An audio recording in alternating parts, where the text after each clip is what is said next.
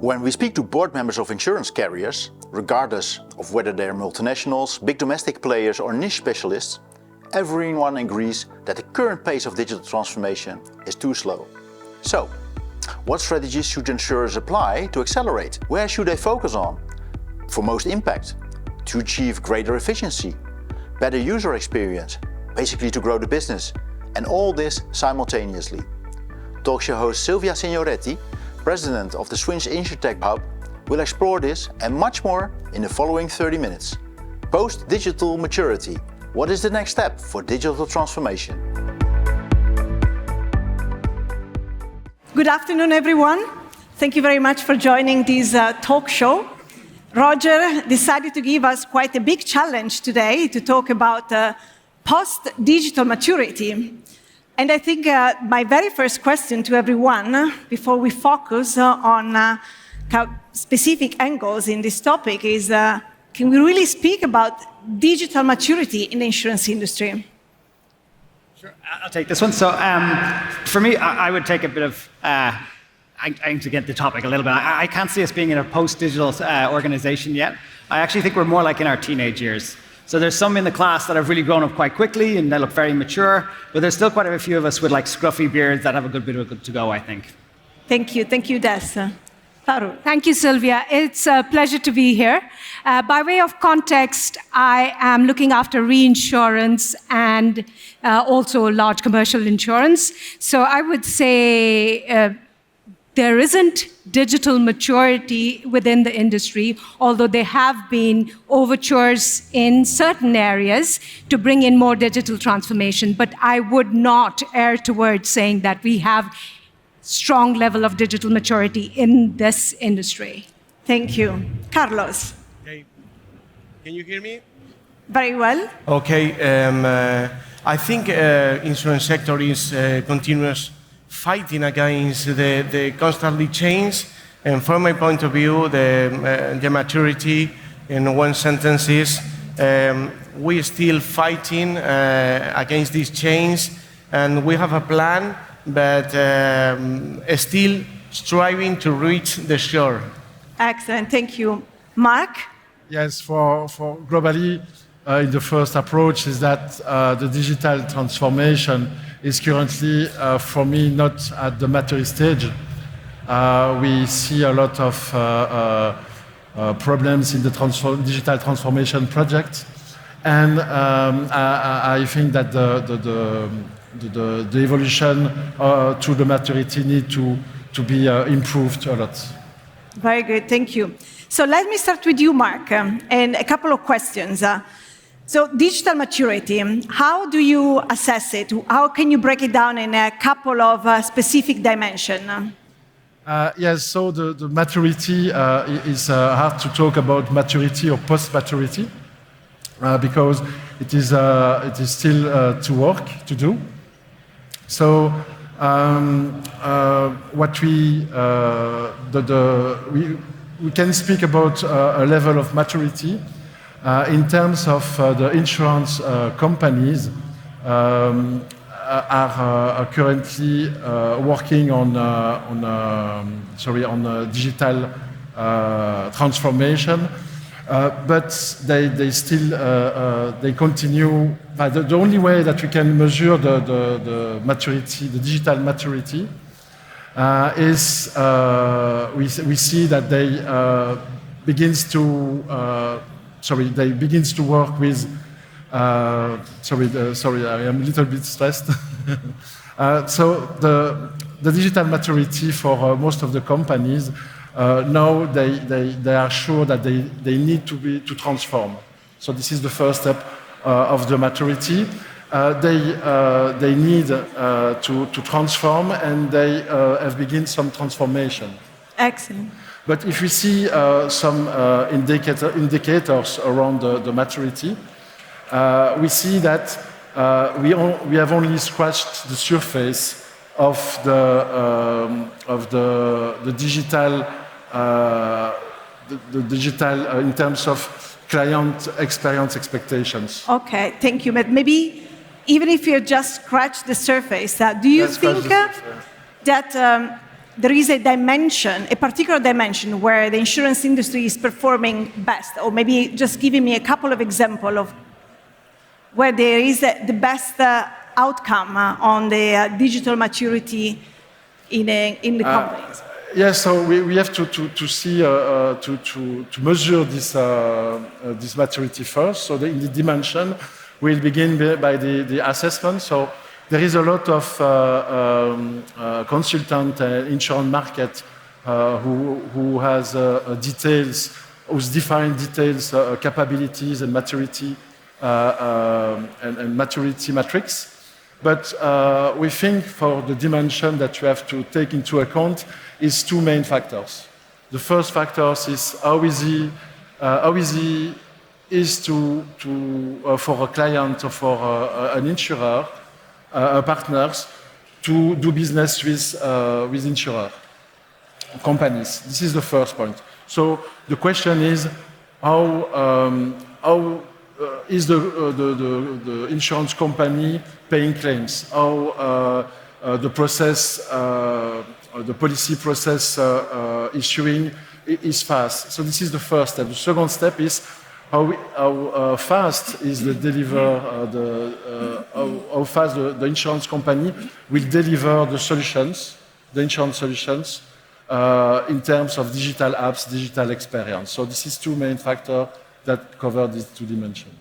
Excellent. So maybe to reinforce the message, how to see digital transformation going faster to reach digital maturity. What do you think we need to do? What advice would you give to our chief digital officers on the stage?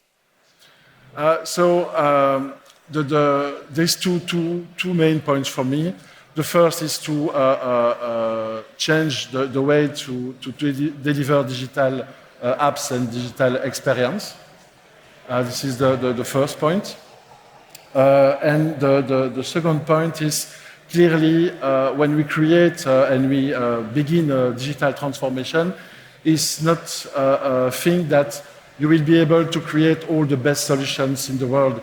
There is a lot of specialists that we see here today, and the idea is to provide a way to integrate all this technology, all these features inside a global program to cover all the needs and the process that we have defined. Thank you very much. Let me move over to Parol. Digital maturity at Liberty Specialty Market.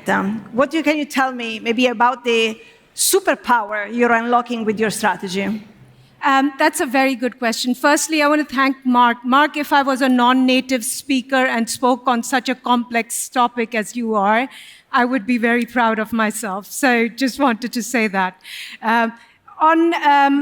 In Liberty, we are looking at digital transformation not as a project, but as a product. What that means in terms of the mindset is that it's not once and done.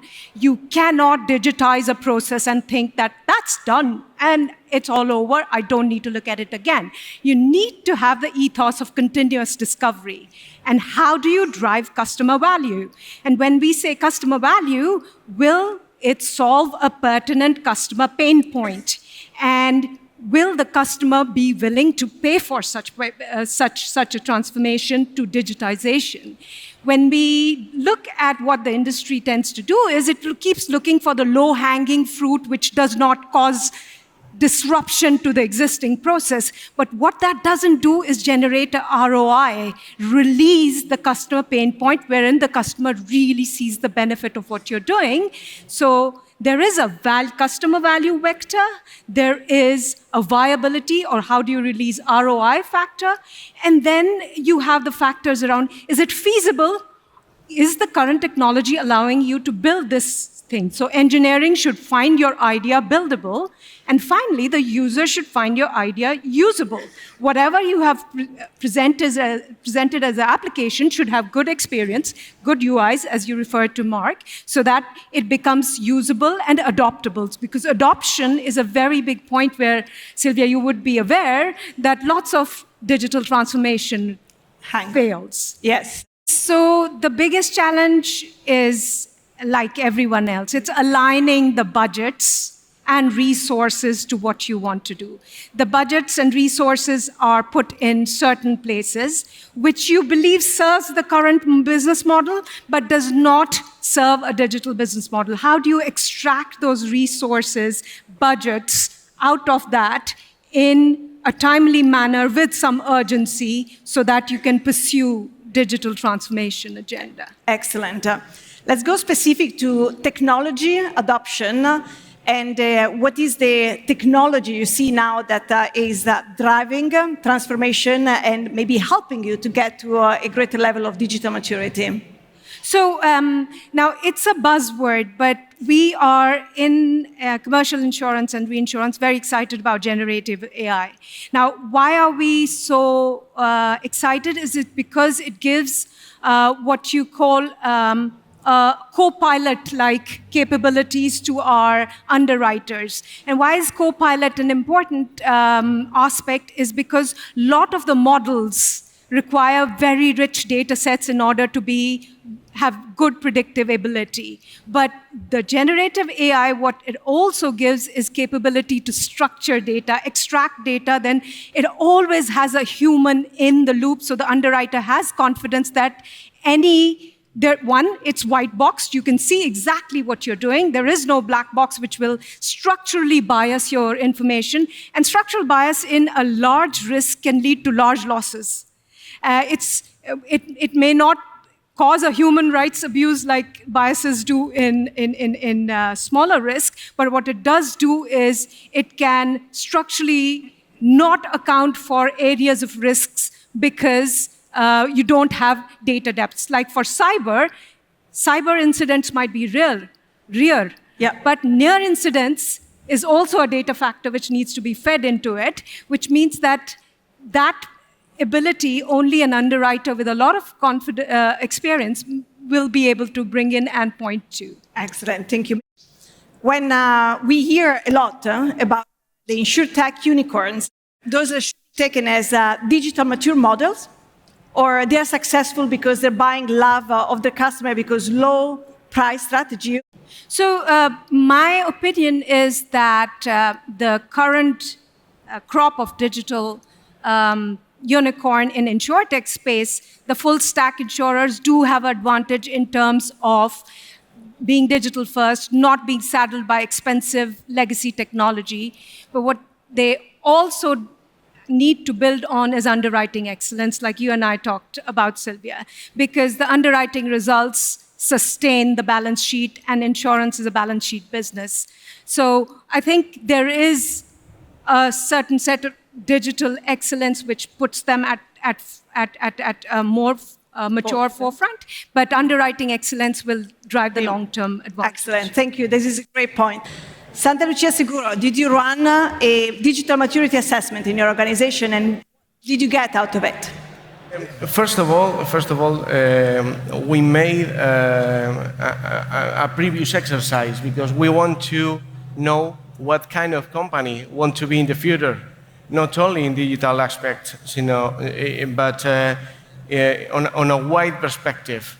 So it's so important for us to have this wide perspective, to analyze current capabilities that we have, and after that, with a clear, a well-defined strategy, to looking for these digital capabilities that is going to accelerate our strategy in a global view. Not only we are going to make a digital maturity, because we need to know what kind of company wants to be in the future.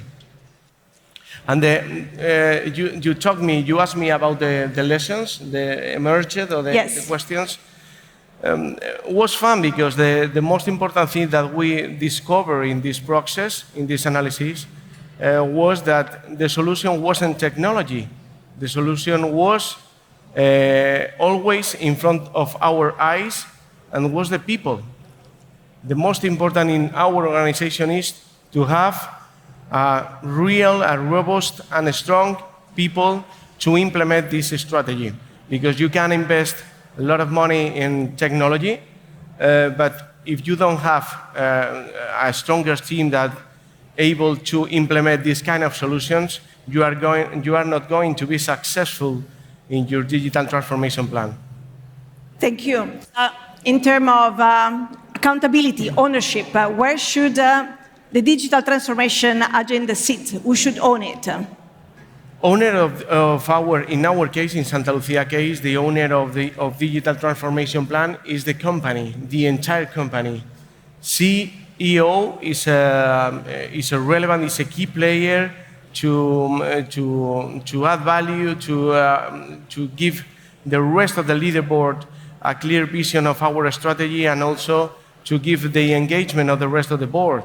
But obviously, you need to complement this figure, this person, with the rest of capabilities of the company. You have to define a strong change management process. You have to clear vision of the future of your company. You are constantly analyze the emerging technologies, and all of this is going to be, I don't know if all of this is going to assure your success, but it's easier than only one people. Only one person, thank you. So, before doing your digital maturity assessment, you said that you wanted to define what your company wanted to be, how to stand out in the market, but then how do you prioritize your digital transformation efforts? Yeah, that's a good question. How prioritize initiatives when every initiative for all the areas are the most important in the company? How do you prioritize? So, from a digital transformation perspective, we try to implement an agile prioritizing model. So, I mean, some initiatives starting works on multifunctional teams, and it's easier to change the focus for the teams on that way, that if you have encapsulated teams, it doesn't have multifunctional capabilities. So it's so complicated because business is changing every month, and prioritize is one of the real challenges that we have in our digital transformation plan. Excellent, thank you very much. Maybe I would be keen to understand from you what is the future of hyper-automation in insurance? Can you tell me something about that? So I would like to talk about a metaphor. A few years ago, I read a book called The Technology Fallacy. I recommend you this book because it's so interesting. Because he talks about a metaphor between digital transformation, hyper-automation, and the lovely movie The Wizard of Oz. I don't know if you see that movie, but I think that every one of us, I saw this movie, and if you remember the first part of the movie, whole movie is in black and white color, with people in comfortable life, with specific roles established, and suddenly came a tornado, such as transformation plan or hyper-automation, and changed the whole life of these characters. And now with hyper-automation, I think is going to expect something close to that. For instance, once the tornado came, film was in color, same people is going to play different roles, and they, as a team, is going to face new challenges that I didn't expect in the past. So, from my point of view, the question was, what is the future of insurance in hyper-automation world?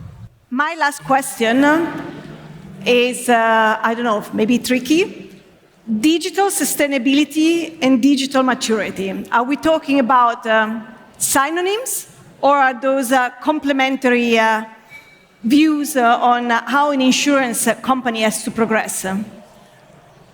From my point of view, I think sustainability is another ingredient that you need to be present in our digital strategy. So sustainability is going to, from my point of view, from Santa Lucia point of view, I think is going to add value in one side, but because it's going to reinforce your relationship with the customers, introduce or add sustainability initiatives inside of your digital agenda is going to add value in terms of operational efficiency, more innovation, reduction, wasting and cost. But from my point of view, the most important thing that is going to reinforce our relationship with the customers and partners. Thank you very much. Des, last but not least, so the way to reach digital maturity, incremental or a radical one? I think you'll find with many digital maturity processes is that there's no one or the other. You kind of need both in this case. For example, Allianz is a massive company, global, in 50 countries, 50 entities around the world. You can't do a revolutionary approach there. You'd want to be very brave, right? There's just too much at risk. But also, you can't really wait for an iterative approach to transform the company either. Yeah. And this is one of the reasons why we started Allianz Direct. We had a very normal reason, which is that we wanted to be the best online insurer in Europe. But we also said we're going to seize this opportunity of creating a new company to create it in a new way. And then we would use that new company as a lighthouse for the rest of the organization. And this is where the revolutionary part came in. Because it was a big enough company that it mattered, so it's not a toy, and that if we managed to make this transformation, people would say, okay, it can be done at scale. But it also wasn't so big that it wasn't nimble. And then what we were able to do is to iterate through and come up with ideas. We'll go a little bit more in later on about how we actually did inside, but the biggest thing we did was cultural. Right? And one of the big cultural changes was not being afraid of making mistakes. We tried things. Sometimes they worked, sometimes they didn't. Strangely, sometimes they worked when we were at this size and then broke when we got a bit bigger. You have to be constantly going back and reevaluating. You actually mentioned that earlier as well, right? You're not finished ever, and I think this is why we're not post-mature either. Okay. Yeah.